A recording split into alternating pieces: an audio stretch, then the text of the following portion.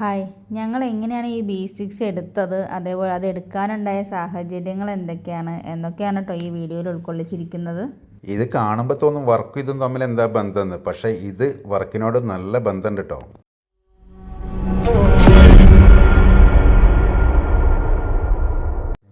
ഇതിപ്പോൾ ഞങ്ങൾ അടിമാലിയിലാണ് കേട്ടോ.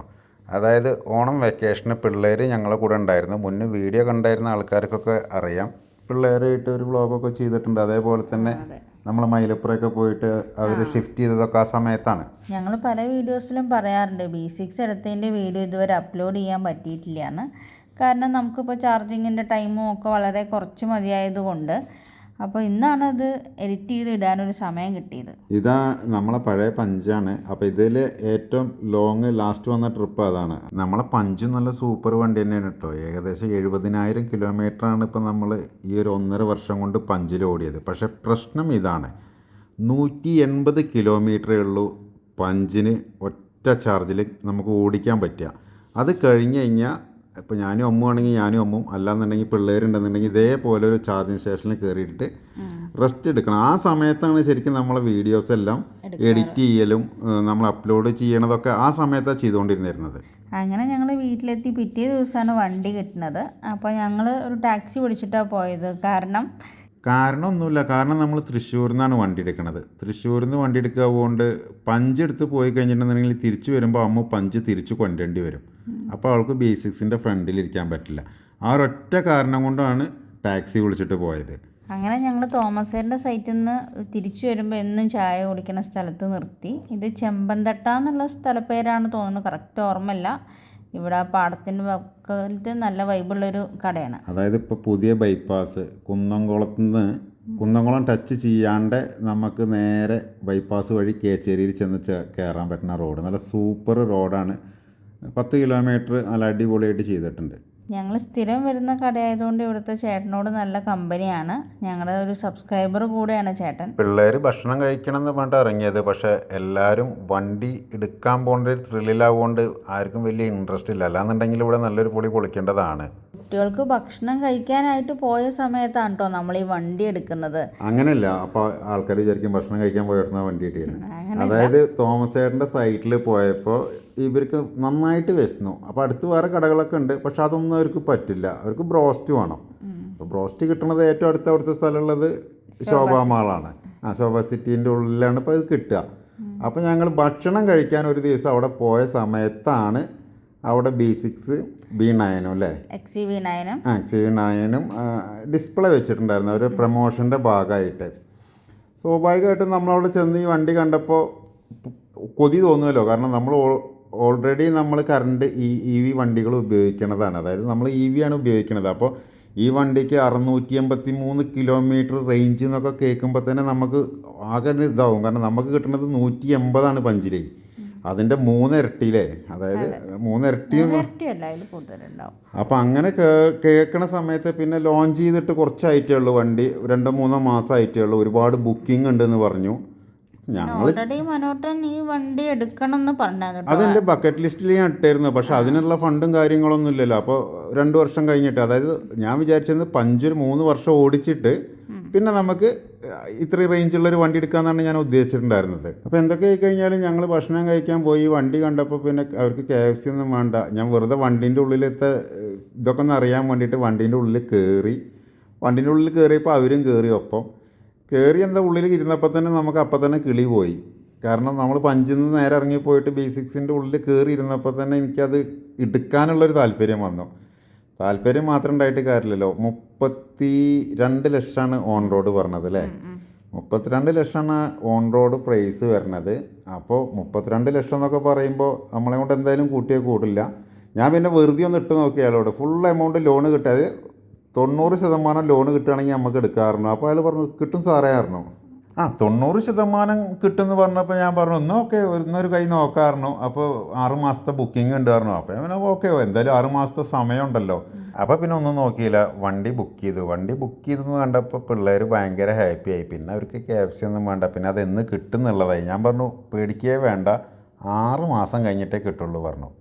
6 മാസം ബുക്കിംഗ് ഉണ്ടെന്ന് പറഞ്ഞ വണ്ടി ഒരു 2 ആഴ്ച കഴിഞ്ഞപ്പോൾ തന്നെ ഷോറൂമിൽ നിന്ന് എന്നെ വിളിച്ചു. ഷോറൂമിൽ നിന്ന് വിളിച്ചിട്ട് പറഞ്ഞു സാറേ വണ്ടി ഓക്കെയാണ്, അതായത് നമ്മൾ അവിടെ നിന്ന് എടുക്കൊണ്ടാ തോന്നുന്നുണ്ട് അല്ലേ? അത് എക്സിക്യൂട്ടീവ് പറഞ്ഞിരുന്നു, ശോഭ സിറ്റിയിൽ നിന്ന് എടുക്കുന്ന എടുക്കുന്ന ക്ലയൻസിന് അവരൊരു പ്രയോറിറ്റി കൊടുക്കുന്നുണ്ടെന്ന് പറഞ്ഞായിരുന്നു. അങ്ങനെ ആൾ പറഞ്ഞു വണ്ടി ഇപ്പോൾ അവൈലബിൾ ആയിട്ടുണ്ട്, ഏത് കളറാണ് വേണ്ടത് കാര്യങ്ങളൊക്കെ ചോദിച്ചു. ആദ്യം ഞങ്ങൾ സെലക്ട് ചെയ്തത് ബ്ലാക്കാണ്. പക്ഷേ ഈ എന്തൊരു സാധനം നമ്മൾ എടുക്കാനായിട്ട് പുറപ്പെട്ട് കഴിഞ്ഞാൽ പിന്നെ റോട്ടിൽ കാണുന്നതൊക്കെ അങ്ങനത്തെ വണ്ടികളാവും. അപ്പോൾ ബ്ലാക്ക് കണ്ടപ്പോൾ ഒരു രസം തോന്നിയില്ല. അപ്പോൾ പിന്നെ ഏറ്റവും കൂടുതൽ നല്ലൊരു കളറായിട്ട് നമുക്ക് തോന്നിയത് ആ ഓറഞ്ചും ബ്ലാക്കും കൂടി ഉള്ളത് തന്നെയാണ് കേട്ടോ ഞങ്ങൾക്ക് ഇഷ്ടമായത്. അത് റോട്ടിൽ കാണുമ്പോൾ നല്ലൊരു വൈബ് തോന്നി. ബ്ലാക്ക് എടുക്കാൻ സജഷൻ കൊടുത്തത് ആദ്യം ഞാൻ തന്നെയാണ്. കാരണം എനിക്കത് ശോഭ സിറ്റിയുടെ ഉള്ളിൽ ഈ ഓറഞ്ച് കണ്ടപ്പോൾ എനിക്ക് അത്ര എടുപ്പ് തോന്നിയില്ല. പക്ഷേ പിന്നെ പുറത്ത് അന്ന് ഈ വണ്ടികൾ ഇത്രത്തോളം വന്നു തുടങ്ങിയിട്ടുണ്ടായിരുന്നില്ല. അവിടെയും ഇവിടെയൊക്കെ ഓരോ വണ്ടികളാണ് കാണുന്നത്. പക്ഷേ ഇപ്പോൾ ഒരുപാട് വണ്ടികളുണ്ട്. അങ്ങനെ ഒരു സമയത്ത് ഓറഞ്ച് കണ്ടപ്പോൾ എനിക്ക് തോന്നി അത് നന്നായിട്ടുണ്ടെന്ന്. വണ്ടി ശോഭ സിറ്റിയിലാണ് കണ്ടതെന്നുണ്ടെങ്കിലും ഷോറൂം വരുന്നത് കുട്ടനെല്ലൂരാണ് കേട്ടോ. കുട്ടനെല്ലൂർ ഈ ഭാഗത്ത് ഫുള്ള്, അതായത് ഒരുവിധം എല്ലാ വണ്ടികളുടെയും ഷോറൂം വരുന്നത് ഈ ഒരു ബൈപ്പാസ് അല്ല, ഈ ഒരു ഹൈവേയിലാണ്. അപ്പോൾ ഞങ്ങളങ്ങനെ എവിടെ എത്തി, മഹേന്ദ്രേൻ്റെ ഷോറൂമിൽ കുട്ടനെല്ലൂർ. ഇത് സത്യം പറഞ്ഞാൽ ഇത് ദിവസവും ഞങ്ങൾ പോണ റൂട്ടാണ്. പക്ഷേ ഞങ്ങൾക്ക് അറിയണ്ടായിരുന്നില്ല ഇവിടെ ഈ ഷോറൂം ഉള്ളത്. ഞങ്ങൾ പലപ്പോഴും ടെസ്റ്റ് ഡ്രൈവിനും കാര്യങ്ങൾക്കൊക്കെ വിളിച്ചതാട്ടോ. ഞങ്ങൾ വന്നിട്ടുമില്ല. ഞങ്ങൾ ആദ്യമായിട്ട് B6 ഞങ്ങളുടെ വണ്ടി തന്നെ ഓടിക്കണം. അതേപോലെ ടെസ്റ്റ് ഡ്രൈവ് ഒന്നും ചെയ്തിട്ടില്ല. സെയിം അതുപോലെ തന്നെ പഞ്ച് ഞങ്ങൾ ടെസ്റ്റ് ഡ്രൈവ് ചെയ്യാണ്ടാണ് ഞങ്ങൾ എടുത്തത്. ഈ ഷോറൂം ഇവിടെയാണെന്നുള്ളത് തന്നെ ഇവർ ലാസ്റ്റ് ലൊക്കേഷൻ ഇട്ടപ്പോഴാണ് നമുക്കത് ചെക്ക് ചെയ്യുമ്പോൾ മനസ്സിലാവണോ നമ്മൾ സ്ഥിരം പോകുന്ന റൂട്ടിലാണ് ഈ ഷോറൂം വന്ന്. ഓക്കെ, പഞ്ച് ടെസ്റ്റ് ഡ്രൈവ് ഓടിച്ചില്ലെന്ന് പറയാൻ സത്യം പറഞ്ഞു കഴിഞ്ഞാൽ പഞ്ച് എടുക്കുന്ന സമയത്ത് EV കാർ എന്താണെന്നും കൂടി എനിക്കറിയില്ല സത്യം. നമ്മൾ ഇതേപോലെ ഫേസ്ബുക്കിൽ ഒരു ആഡ് കണ്ടു. ആ ആഡിൽ എനിക്ക് ആ വണ്ടി വളരെയധികം ഇഷ്ടമായി. അങ്ങനെ ഇഷ്ടമായപ്പോൾ തന്നെ ഞാനും അമ്മ പിറ്റേ ദിവസം തന്നെ പെരിന്തൽമണ്ണ ടാറ്റേൻ്റെ ഷോറൂമിൽ പോയി പഞ്ച് കണ്ടപ്പോൾ നമുക്കതങ്ങനെ ഇഷ്ടമായിട്ട് അങ്ങനെ ബുക്ക് ചെയ്തതാണ്. എടുക്കുന്ന സമയത്ത് ഇത് എങ്ങനെ ചാർജ് ചെയ്യുന്നോ ഒരു ഡീറ്റെയിലും അറിയണ്ടായിരുന്നില്ല. പറഞ്ഞ പോലെ തന്നെ ഫസ്റ്റ് ദിവസം ഞാൻ പെടും ചെയ്തു. കാരണം ഒറ്റ ദിവസം അന്ന് 3 സൈറ്റ് ഉണ്ടായിരുന്നു. ആ 3 സൈറ്റ് ഞാൻ കവർ ചെയ്ത് തന്നപ്പോഴേക്ക് വണ്ടി ചാർജ് ഇല്ലാണ്ട് ഞാൻ റോട്ടിൽ നിന്ന് പോയി. പഞ്ചെടുത്ത് പിറ്റേ ദിവസം മനോട്ടൻ സൈറ്റിൽ പോയി തിരിച്ചു വരുമ്പോൾ മനോട്ടൻ ആകെ ഡള്ളായിരുന്നു. അപ്പോൾ ഞാൻ വിചാരിച്ചു അയ്യോ ഇത്രയും പൈസ കൊടുത്ത് എടുത്തിട്ട് ഈ വണ്ടി നമുക്ക് പണി തരുമോ എന്നൊരു ടെൻഷൻ ഉണ്ടായിരുന്നു. കാരണം ഞങ്ങളുടെയൊക്കെ ഒരു പ്ലാൻ സൈറ്റിൽ കുത്തിയിടാം, അങ്ങനെയൊക്കെ ഒരു മനസ്സിൽ കുറച്ച് പ്ലാനുകളുണ്ടായിരുന്നു. പക്ഷെ അതൊന്നും നടക്കില്ല എന്നുള്ളത് നമ്മൾ വണ്ടി എടുത്ത ശേഷമാണ് മനസ്സിലായത്. പിന്നെ അന്ന് ഫുള്ള് മനോട്ടം പെട്ടു. അന്ന് ഞാൻ അങ്ങനെ പോയിട്ടുണ്ടായിരുന്നില്ല, ഞാൻ ഉണ്ടായിരുന്നില്ല, ഒറ്റയ്ക്കായിരുന്നു ഫുള്ള് മനോട്ടം പെട്ട്. പെടാനുള്ള കാരണം എന്താ വെച്ചിട്ടുണ്ടെന്നുണ്ടെങ്കിൽ ഞാൻ പെട്രോൾ വണ്ടി ഓടിച്ച് നടക്കുന്ന ആളല്ലേ. അപ്പോൾ ആ ഒരു സ്പീഡിലും ആ ഒരു ഫ്ലോയിലുമാണ് കറണ്ടിൻ്റെ വണ്ടി ഉപയോഗിച്ചത്. പിന്നെ ഇത് ചാർജ് ഇങ്ങനെ തീരുന്നതൊന്നും നമുക്ക് അറിയില്ല, കാരണം ആദ്യമായിട്ട് ഉപയോഗിക്കുകയാണ്.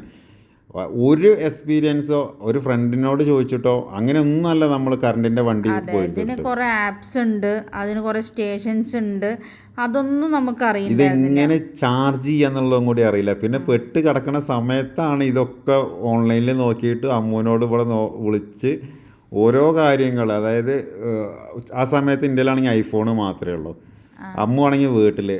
ഞാൻ പോയ ചാർജിങ് സ്റ്റേഷനിൽ ഐഫോൺ സപ്പോർട്ട് ചെയ്യില്ല.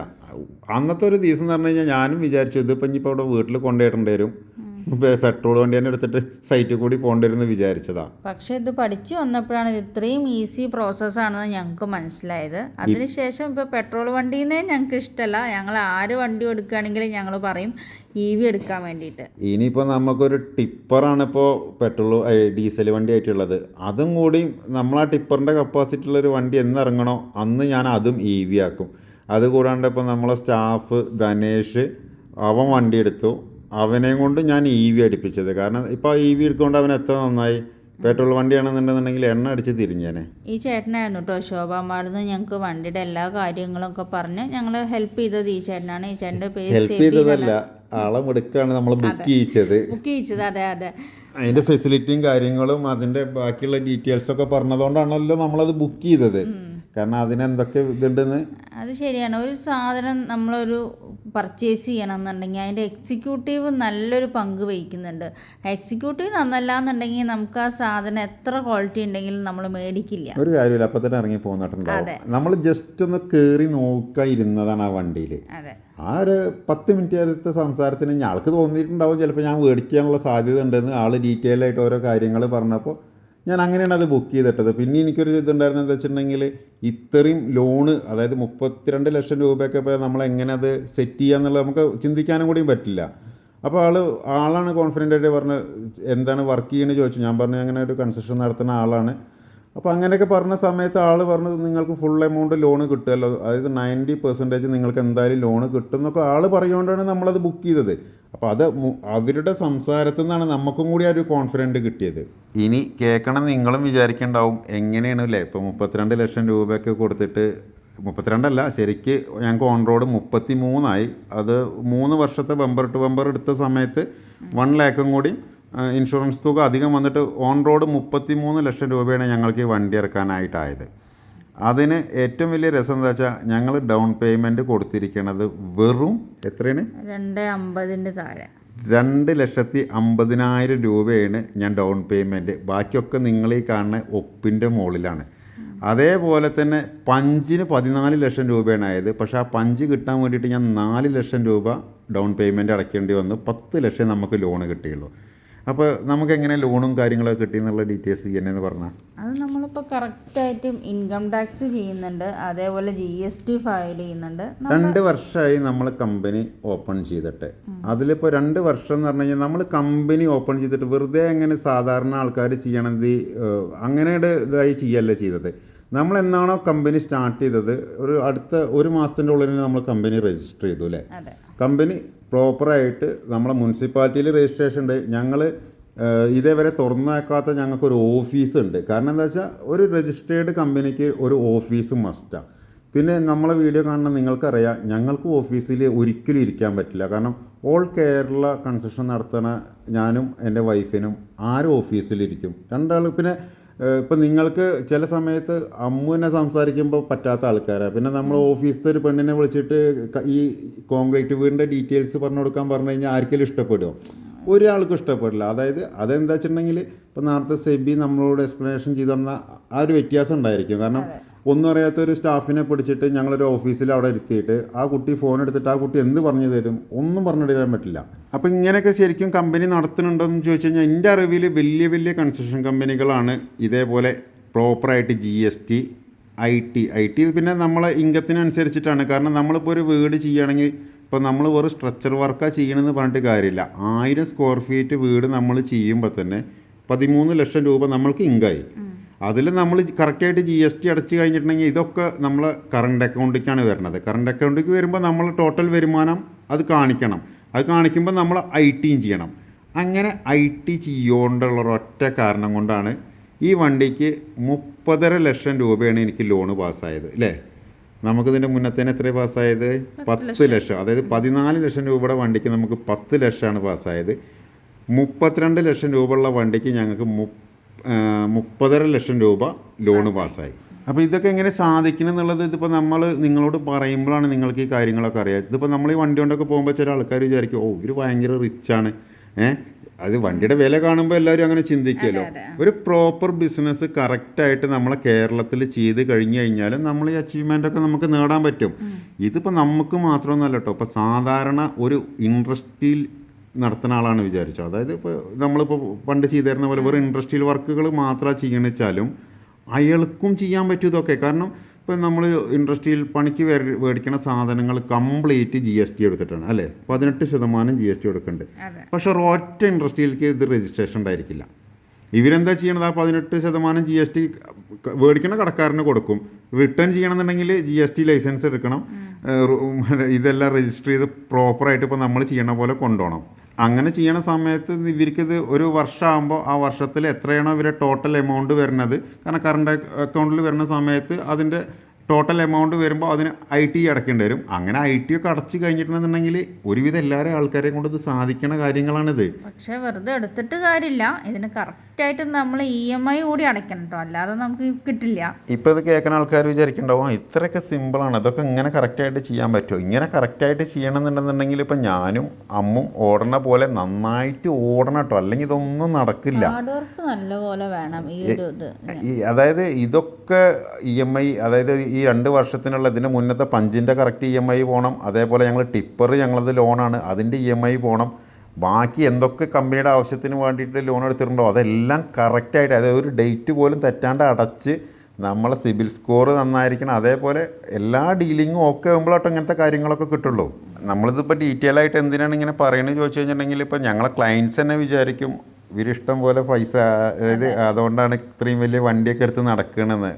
അങ്ങനെയൊന്നുമല്ല, ഇതാണ് അതിൻ്റെ സത്യം. അതായത് ഇപ്പോൾ നമ്മളെ ക്ലയൻസിൻ്റെ കയ്യിൽ നിന്നാണെന്നുണ്ടെങ്കിലും നമ്മൾ അവരിൽ നിന്ന് മേടിക്കുന്ന എമൗണ്ടിന് കറക്റ്റ് കണക്കുണ്ട്. നമ്മളത് ഇപ്പോൾ എല്ലാ വീടും നമ്മൾ GST ആണ് ചെയ്യണത്. അപ്പോൾ അതുകൂടി ഈ റേറ്റിൽ ഉൾപ്പെടുന്നുണ്ട് അല്ലേ. ഇപ്പോൾ ഇവർ തരുന്ന ഇപ്പോൾ 1000 സ്ക്വയർ ഫീറ്റിന് 13 ലക്ഷം തരുമ്പോൾ നമ്മൾ കറക്റ്റ് ഗവൺമെൻറ്റിന് ടാക്സും ഇന്ത്യൻ ടാക്സും ഒക്കെ അടച്ചിട്ടാണ് അവർക്ക് ആ വീടുണ്ടാക്കി കൊടുക്കുന്നത്. ഇപ്പോൾ ഒരു സാധാരണ ഒരു കോൺട്രാക്ടർ ഒരു നാട്ടിൻപുറത്തൊരു വീട് ചെയ്യണ സമയത്ത് അവർക്ക് ഒരു രജിസ്ട്രേഷനും ഉണ്ടാവുമോ? അവരൊരു GST തിരിച്ചടക്കുന്നുണ്ടാവില്ല. അപ്പോൾ ഇതെല്ലാം ചെയ്തതിന് ശേഷമാണ് നമ്മളിത് ചെയ്യണത്. അപ്പം ഞാൻ മനസ്സിലാക്കിയ എന്താ വെച്ചിട്ടുണ്ടെങ്കിൽ ഇപ്പോൾ ഗൾഫിലാകുമ്പോൾ ഒരു ഗൾഫത്തെ ഒരു മണി എന്ന് പറഞ്ഞു കഴിഞ്ഞാൽ നമുക്കതൊരു ശാശ്വതമല്ല അല്ലല്ലോ. എനിക്കവിടെ നല്ല സാലറിയും കാര്യങ്ങളൊക്കെ ഉണ്ടായിരുന്നു. പക്ഷേ ഇപ്പോൾ എന്നേലും എനിക്കൊരു വെയ്യാണ്ട് ആവുകയാണെന്നുണ്ടെങ്കിൽ നമ്മൾ എന്തായാലും ഇങ്ങോട്ട് തിരിച്ച് വരണം. തിരിച്ച് വന്നു കഴിഞ്ഞാൽ പിന്നെ ഒരിക്കലും സാലറി കിട്ടില്ല. കാരണം പിന്നെ ഇവിടെ വന്നു കഴിഞ്ഞാൽ ഏതൊരു പ്രായത്തിൽ വന്നു കഴിഞ്ഞാലും ആ സമയത്ത് ഇവിടെ എന്തെങ്കിലും ഒരു ബിസിനസ് ചെയ്യണം. ഇപ്പം ഗൾഫിൽ നിന്ന് 10-20 വർഷമൊക്കെ ഗൾഫിൽ നിന്ന് ഒരാൾക്ക് ഇവിടെ വന്നിട്ട് വേറൊരാളെ കൂടെ പോയി ജോലി ചെയ്യലൊന്നും ഒരിക്കലും നടക്കില്ല. അപ്പോൾ ഒരു ബിസിനസ് ചെയ്യണമെന്നുണ്ടെന്നുണ്ടെങ്കിൽ ഇതിൻ്റെ മുന്നേ നമ്മൾ ബിസിനസ് ചെയ്തിട്ടുണ്ട്, അത് പൊളിഞ്ഞും പോയിട്ടുണ്ട്. അത് വിജയിക്കോ ഇല്ലെന്നൊന്നും അറിയില്ല. പിന്നെ വിജയിക്കാൻ വേണ്ടിയിട്ട് ആത്മാർത്ഥമായിട്ട് പ്രയത്നിക്കാമെന്ന് മാത്രമേ പറയാനുള്ളൂ. അങ്ങനെ ഞങ്ങളുടെ 2 വർഷത്തെ കഠിനാധ്വാനം തന്നെ പറയാം. കാരണം രാവും പകലും ഇല്ലാത്ത ഈ ഒരു ഓട്ടം, പിന്നെ മെയിനായിട്ട് ഈ വണ്ടി എടുക്കാനുള്ളൊരു കാരണം അതുതന്നെയാണ്. കാരണം ഞങ്ങൾക്ക് ഈ രാവും പകലും ഫുൾ ടൈം ഞങ്ങൾ വണ്ടിയില്ല. ഒരു ദിവസം ഒരു 300 കിലോമീറ്റർ ഓടണമെന്നുണ്ടെങ്കിൽ 3 വട്ടം ചാർജ് ചെയ്യണം. അത് ചില സ്ഥലങ്ങളിൽ ഒന്നുമില്ലെങ്കിൽ വോൾട്ടേജ് കമ്മിയായിരിക്കും, അല്ലെങ്കിൽ വണ്ടി പെൻഡിങ് ആയിരിക്കും. അപ്പോൾ അതിന് വേണ്ടി വെയിറ്റ് ചെയ്യണം. അപ്പോൾ അങ്ങനെ ആകുമ്പോൾ ഒരു ദിവസം ഏകദേശം ഒരു 5-6 മണിക്കൂർ ഇതിനായിട്ട് വേസ്റ്റ് ആവുക. ആ ഒരു കാരണം കൊണ്ട് മാത്രമാണ് ഇപ്പോൾ, അല്ലാണ്ട് ഞങ്ങളെ പഞ്ചിന് ഒരു കുഴപ്പമില്ല, സൂപ്പറായിട്ട് ഇപ്പോഴും അത് ഞങ്ങളുടെ അടുത്ത് തന്നെ ഉണ്ട്. അതിപ്പോൾ ഇനി അമ്മു ഓടിക്കണം, അല്ലാന്നുണ്ടെങ്കിൽ അത് നാശമായി പോകും. അതുകൊണ്ട് ഇപ്പോൾ കോട്ടയത്തേക്ക് കൊടുന്ന് അമ്മുവിനെയും കൊണ്ട് ഓടിപ്പിക്കുകയാണ് ഞാനത്. ഈ വീഡിയോ ഇപ്പോൾ അപ്ലോഡ് ചെയ്യുമ്പോൾ ഇത് 10,000 കിലോമീറ്റർ ഓടിക്കഴിഞ്ഞു കേട്ടോ. സെപ്റ്റംബർ 2-ാം തീയതിയാണ് ഞങ്ങൾ വണ്ടി എടുത്തത്. ഇന്നത്തേക്ക് ഇപ്പോൾ ഇതൊരു 10,000 കിലോമീറ്റർ ആയി. നാളെയല്ല മറ്റന്നാൾ അതിൻ്റെ സെക്കൻഡ് സർവീസാണ് 10,000 കിലോമീറ്ററിൻ്റെ. ആദ്യം 2000-ലായിരുന്നു സർവീസ്. 2000-ൻ്റെ സർവീസ് ഞങ്ങൾ ഒറ്റ ആഴ്ചയും കൊണ്ട് തന്നെ കൊണ്ടുപോയി കൊടുത്തു. അത് കഴിഞ്ഞിട്ട് ഇപ്പോൾ 10,000-ൻ്റെ സർവീസ്. ആ 10,000-ൻ്റെ സർവീസ് ഇപ്പോൾ വെള്ളിയാഴ്ച നമ്മളവിടെ വണ്ടി കൊണ്ടുപോയിട്ട് കൊടുത്തിട്ട് നമ്മൾ പഞ്ച് അവിടെ കൊടുന്നിടാൻ പറഞ്ഞിട്ടുണ്ട് പവീഷിനോട്. പവീഷ് എന്ന് പറഞ്ഞാൽ ധനേഷിൻ്റെ ഏട്ടനാണ്. അവനാണ് ഇപ്പോൾ ബാക്കിൽ നമ്മളെ പഞ്ച് ഓടിച്ചിട്ട് വരുന്നത്. അതിൻ്റെ ബാക്കിൽ ധനേഷും വണ്ടി ഓടിച്ച് വരുന്നുണ്ട് കേട്ടോ. അതാണ് ധനേഷിന് എടുത്ത വണ്ടി. അപ്പോൾ ധനേഷ് ഈ വണ്ടി എടുക്കുന്നതിന് പകരം പെട്രോൾ വണ്ടി എടുക്കാൻ പോയതാണ്. ഞാൻ അതിൻ്റെ ഒരൊറ്റ നിർബന്ധത്തിനാണ് ഓൻ ഈ വണ്ടി എടുത്തത്. കാരണം നമുക്ക് ഇത്രയും എക്സ്പീരിയൻസും ഇതും, അതായത് ഈ വണ്ടി ഓടിച്ചിട്ട് ഇത്രയൊക്കെ ലാഭം ഉണ്ടെന്നുള്ളത് നമുക്ക് ഡെയിലി അറിയാവുന്നതല്ലേ. അതുകൊണ്ട് പിന്നെ നമ്മുടെ ഒരു വർക്കാണ്, നമ്മൾ ഒരിക്കലും സമ്മതിക്കില്ല എടുക്കാൻ. അപ്പോൾ ഇവന് ഇപ്പം നമ്മൾ തന്നെ നമ്മളെ ടിപ്പറിന് ഷെരീഫ് ഇടയ്ക്കിടയ്ക്ക് വിളിച്ചിട്ട് 2000 കൊണ്ട് ഡെയിലി 2500 ഉറുപ്യ 3000 ഉറുപ്യ അതിൽ ഡീസൽ അടിക്കുന്നുണ്ട്. അപ്പോൾ ഇതേ അവസ്ഥയാണ് ശരിക്കും. ഇപ്പം ഞങ്ങൾക്ക് പെട്രോൾ വണ്ടിയാണെന്നുണ്ടെങ്കിൽ ചിന്തിക്കാൻ പറ്റില്ല. കാരണം ഒരു ദിവസം എത്ര രൂപയുടെ എണ്ണ അടിക്കേണ്ടി വരും. നമ്മളെ സൈറ്റുകളൊക്കെ അങ്ങനെ തിരുവനന്തപുരം മുതൽ ഇപ്പോൾ വയനാട് വരെ കിടക്കണത്. അടുത്ത മാസം ഡിസംബറിലല്ല ഇനിയിപ്പോൾ കണ്ണൂരത്തെ നമ്മളെ ഉസ്താദിൻ്റെ വർക്ക് തുടങ്ങണത്. അപ്പോൾ തിരുവനന്തപുരം കണ്ണൂരാവും. നിങ്ങൾ ആലോചിച്ച് നോക്കും, ഇത്രയും ലോങ് ഡിസ്റ്റൻസാണ്. അതിൻ്റെ ഇടയിൽ തന്നെ ഒരുപാട് സ്ഥലങ്ങളിൽ വേറെയും വർക്കുകൾ നടക്കുകയാണ്. അപ്പോൾ ഇത്രയും ദൂരം നമ്മൾ പെട്രോൾ അടിച്ചിട്ട് ഓടുക എന്ന് പറഞ്ഞു കഴിഞ്ഞാൽ, ഇപ്പോൾ സത്യം പറഞ്ഞു കഴിഞ്ഞാൽ ഫസ്റ്റത്തെ ഒരു മാസം 3 സൈറ്റ് ഉണ്ടായപ്പോൾ തന്നെ നമുക്ക് ഏകദേശം 55,000-60,000 പെട്രോൾ ബില്ല് വന്നത്. അത് ഞങ്ങൾ മലപ്പുറം ജില്ലയിൽ തുടങ്ങിയ സമയത്തെ കാര്യമാണ് പറയണത്. അതായത് പാലക്കാടും കൂടി ഓടി ഒറ്റപ്പാലത്ത് വണ്ടൂരത്തെ സൈറ്റ്, മുനിറാക്കുവിൻ്റെ സൈറ്റ്, അതേപോലെ ഒറ്റപ്പാലം, ഈ ഒരു 3 സ്ഥലത്തേക്ക് ഓടിയിട്ട് ഫസ്റ്റത്തെ മാസം എൻ്റെ പെട്രോൾ എക്സ്പെൻസ് വന്നത് 55,000 രൂപയാണ്. നേരെ മറിച്ച് ഈ പഞ്ചിനാകെ 24,500 ഇതിൻ്റെ EMI വരുന്നത്. അതേപോലെ തന്നെ ആ സമയങ്ങളിലൊക്കെ നമ്മൾ വീട്ടിൽ നിന്നാണ് ചാർജ് ചെയ്യുക. അപ്പോൾ എനിക്ക് ചാർജിങ് സ്റ്റേഷനിലും അധികം പൈസയൊന്നും വരാറില്ല. അപ്പോൾ അങ്ങനെ നോക്കുമ്പോൾ തന്നെ ഒരു 10-30,000 രൂപ കൊണ്ട് ഒരു മാസം ഓടും. അപ്പോൾ വണ്ടിയുടെ EMI ആണ് അടഞ്ഞു പോണത്. മറ്റേതെന്ന് പറഞ്ഞു കഴിഞ്ഞാൽ പെട്രോളിൻ്റെ പൈസ മാത്രമാണ് അത്രയും വലിയൊരു എക്സ്പെൻസ് വന്നിരുന്നത്. പിന്നെ കുറേ ആൾക്കാർ പറയും കറണ്ട് ബില്ല് കൂടില്ലേന്ന്. അത് എന്താണ് ഇപ്പോൾ കറണ്ട് ബില്ല് കൂടില്ലേന്ന് ചോദിച്ചു കഴിഞ്ഞാൽ സാധാരണ 2 മാസം കൂടുമ്പോഴാണ് കറണ്ട് ബില്ല് അല്ലേ. ഇപ്പം നമ്മൾ പഞ്ചെടുത്തതിന് ശേഷം പഞ്ചെടുത്ത സമയത്തൊക്കെ നമ്മൾ മാക്സിമം വീട്ടിൽ നിന്ന് ചാർജ് ചെയ്യാറുണ്ടായിരുന്നു. അപ്പോൾ നമുക്കിപ്പോൾ ഒരു 10,000 ഉറുപ്പ്യ ഞങ്ങളെ ബില്ല് വരുന്നത് വെച്ചാൽ ചിലപ്പോൾ ഒരു 5,000 ഉറുപ്പ്യയും കൂടി വരും. അതായത് 2 മാസത്തിനാണ് കേട്ടോ. അപ്പോൾ 2 മാസത്തിന് 5,000 കൂടുമ്പോൾ 2,500 രൂപയാണ് ഇപ്പോൾ കാറ് ചാർജ് ചെയ്തു എന്നുള്ളൊരു പേരിൽ ഒരു മാസത്തിന് വരണത്. 2,500 രൂപ വന്നോട്ടെ, ഞാൻ പെട്രോൾ വണ്ടിയിൽ പോവുകയാണെന്നുണ്ടെങ്കിൽ ഒറ്റ വട്ടം അടിക്കുമ്പോൾ 2,500 രൂപ വേണം. അത് രണ്ടാമത്തെ ദിവസം അതും വേണം. അപ്പോൾ ഏതാ ലാഭം? അപ്പോൾ അങ്ങനെ കറണ്ട് ബില്ലൊന്ന് നോക്കിയിട്ട് സത്യം പറഞ്ഞാൽ കറക്റ്റായിട്ട് നോക്കുകയാണെന്നുണ്ടെങ്കിൽ ഭയങ്കര ലാഭം. അതുകൊണ്ടാണല്ലോ ഇപ്പോൾ നമ്മൾ ഏത് വണ്ടി എടുക്കുമ്പോൾ ഇതേ മറ്റേ കറണ്ടിൻ്റെ തന്നെ എടുക്കണത്. ഇത് പിന്നെ നമ്മളെ മണിയുടെ 2 പുലികളാണ്. അപ്പോൾ ഞങ്ങളെ വീടിൻ്റെ തൊട്ടടുത്തുള്ള ഒരു പാടാണിത്. ഇപ്പോൾ ഭയങ്കര ഫേമസ് ആണല്ലേ. ഇപ്പോൾ അത് വയലോരം എന്നൊക്കെ കുറച്ച് തട്ടുകടയും കാര്യങ്ങളും വന്ന് മുനിസിപ്പാലിറ്റി ഇപ്പോൾ ബെഞ്ചും കാര്യങ്ങളൊക്കെ ഉണ്ടാക്കി കൊടുത്ത് നല്ല അടിപൊളി ആക്കിയിട്ടുണ്ട്. നല്ലൊരു വൈബ് സ്ഥലമാണ്. അപ്പം മണിയുടെ കുട്ടികൾ 2 പാടെ കൂടി വന്നപ്പോൾ അവർ കുറച്ച് നേരം വണ്ടി ലച്ചുവാണ് വണ്ടീൻ്റെ ഉള്ളിൽ കയറ്റി എക്സ്പ്ലോറിങ് നടന്നുകൊണ്ടിരിക്കുകയാണ്. അപ്പോൾ ഞങ്ങളവിടെ അങ്ങനെ വണ്ടിയുടെ കാര്യങ്ങൾ ഇങ്ങനെ സംസാരിച്ചുകൊണ്ടിരിക്കുക. ഇപ്പോൾ മണി, ധനേഷും പവീഷും ഉണ്ട് അവിടെ. പിന്നെ ഈ പാടത്തുള്ള വീഡിയോസ് കംപ്ലീറ്റ് എടുത്തത് ലച്ചുവാണ്. പക്ഷേ കുറേ ദിവസം കഴിഞ്ഞപ്പോൾ ചോദിച്ചു ഞാനെടുത്ത വീഡിയോ എന്താ ഇടാത്തതെന്ന്. അതിനും സമയം കിട്ടാത്തതുകൊണ്ട് ഇത്രയും ദിവസം ആവേണ്ടി വന്നു. സാധാരണ ഇപ്പം തന്നെ ഈ വീഡിയോ ഇടാനുള്ള കാരണം ഒരു ബേസിക്സിൻ്റെ ആളുണ്ട്. ഇപ്പോൾ ഒരു റീല് ഞാൻ കണ്ടു. ആ റീല് കണ്ടപ്പോഴാണ് ഞാൻ ഈ വീഡിയോ വീണ്ടും കുത്തിപ്പൊക്കിയത്. അതായത് 5,000 കിലോമീറ്റർ ഓടിയതിൻ്റെ ടയറിൻ്റെ റിവ്യൂ. പിന്നെ ആൾ പറയുന്നുണ്ട് ഇതിൻ്റെ 2,000ൻ്റെ റിവ്യൂ ഞാൻ വേറിട്ടുണ്ട്, അത് പോയി കാണാൻ. ഇവിടെ മനുഷ്യൻ വണ്ടി എടുത്തിട്ട് 10,000 കിലോമീറ്റർ കഴിഞ്ഞു, എന്നിട്ടും വണ്ടീനെ കുറിച്ചിട്ടൊന്നും പറയണില്ലല്ലോ എന്ന് ആലോചിച്ചപ്പോഴാണ് ഇന്ന് ഈ വീഡിയോ ഇട്ടത്. വേറെ പ്രത്യേകിച്ച് സൈറ്റുകളിൽ ഇപ്പോൾ ഞങ്ങൾ വർക്ക് ചെയ്തുകൊണ്ടിരിക്കുകയാണ് പുതിയൊരു പ്രൊജക്റ്റ് ഇവിടെ. അപ്പോൾ ഞാനും അമ്മ രാവിലെ പോയി ഒറ്റ സൈറ്റിലായിരുന്നു. അതുകൊണ്ട് പ്രത്യേകിച്ച് ഒരു നടന്നു പോയിട്ട് ബാക്കിയുള്ള സൈറ്റിലത്തെ ഷൂട്ടൊന്നും കിട്ടിയിട്ടില്ല. പിന്നെ ഈ വണ്ടിയുടെ ഇപ്പോഴും ഇതിൻ്റെ ബാക്കിയുള്ള ഡീറ്റെയിൽസ് ഒന്നും ഞാനിതുവരെ ചയഞ്ഞ് നോക്കിയിട്ടില്ല. കാരണം ഓട്ടോ പാർക്ക് ഉണ്ട് അല്ലേ. ഓട്ടോ പാർക്ക് ഉണ്ട്. ആകെ നമ്മൾ അന്ന് വന്നപ്പോൾ ഒരു ക്രൂയിസർ മാത്രമായിട്ട് ചെക്ക് ചെയ്ത് നോക്കി. അതന്ന് കോയമ്പത്തൂരത്തെ ഹൈവേ കിട്ടിയപ്പോൾ ബാക്കിയുള്ളതിനൊന്നും ശ്രമിച്ചിട്ടുമില്ല. ഞങ്ങൾക്ക് ഷോറൂമിൽ പോയിട്ട് അവർ ഡീറ്റെയിൽ ആയിട്ടൊരു ക്ലാസ് തരാമെന്ന് പറഞ്ഞതാണ്. അതും നടന്നിട്ടില്ല. കാരണം വണ്ടി എടുത്തന്ന് അവർ ഓൾറെഡി നമ്മളെ ടെസ്റ്റ് ഡ്രൈവിന് വിളിച്ചു, ഞങ്ങൾ പോയില്ല. വണ്ടി എടുത്തത് എന്താ വെച്ചിട്ടുണ്ടെങ്കിൽ ഓണത്തിൻ്റെ തൊട്ട് മുന്നുള്ള ദിവസം, അതായത് അന്നും കൂടിയേ ഉള്ളൂ ഷോറൂം. അത് കഴിഞ്ഞ് കഴിഞ്ഞാൽ പിന്നെ ഓണം ലീവ് പൂട്ടുകയാണ് അവർ. അന്നത്തെ ഒരൊറ്റ ദിവസം തൃശ്ശൂർ കുട്ടനെല്ലൂരത്തെ ഷോറൂമിൽ 64 വണ്ടിയാണ് ഡെലിവറി ഉണ്ടായിരുന്നത്. അപ്പോൾ അവിടെ എക്സിക്യൂട്ടീവുമാർ ഇവരൊക്കെ ഇങ്ങനെ പാറി നടക്കുക. കാരണം ഈ വണ്ടി ഡെലിവറി ചെയ്യാൻ തന്നെ ഇവർക്ക് സമയമില്ല. അപ്പോൾ ഒന്നും ഡീറ്റെയിൽ ആയി ചോദിച്ചിട്ടില്ല. കാരണം നമുക്ക് പിന്നെ ഓൾറെഡി കറണ്ടിൻ്റെ വണ്ടി ഓടിക്കാൻ അറിയാമല്ലോ. പിന്നെ ഒരു ദിവസം വരാമെന്ന് പറഞ്ഞു. അത് കഴിഞ്ഞിട്ട് ഫസ്റ്റ് സർവീസിന് പോയി. അന്നൊന്നും ചോദിച്ച് മനസ്സിലാക്കാൻ പറ്റിയില്ല. ഇപ്പോൾ വെള്ളിയാഴ്ച പോകുന്നുണ്ട്. പക്ഷേ വെള്ളിയാഴ്ച നമുക്ക് ചോദിക്കാനൊന്നും സമയം കിട്ടില്ല. കാരണം 2-3 സൈറ്റുകളിൽ അവിടെ കയറാണ്ട്. പിന്നെ സത്യം പറഞ്ഞാൽ ഈ ഓട്ടോ പാർക്കിൻ്റെ ഇതിനൊന്നും ആവശ്യം എന്നെപ്പോലത്തെ ആൾക്കാർക്കില്ല. നമുക്ക് അങ്ങനെ വരില്ല. പിന്നെ ഒരു ഷോന് വേണമെങ്കിൽ കാണിക്കാമെന്ന് മാത്രം. പക്ഷെ അത് പഠിച്ചിരിക്കണത് നല്ലതാണ്. ആർക്കെങ്കിലും കാണിക്കാൻ പറഞ്ഞു കഴിഞ്ഞാൽ അപ്പോൾ കാണിക്കാൻ അറിയില്ല. പിന്നെ B6ൻ്റെ ഒരു റിവ്യൂ പറയുകയാണെന്നുണ്ടെന്നുണ്ടെങ്കിൽ പൊളി എന്ന് പറഞ്ഞു കഴിഞ്ഞാൽ പൊളി.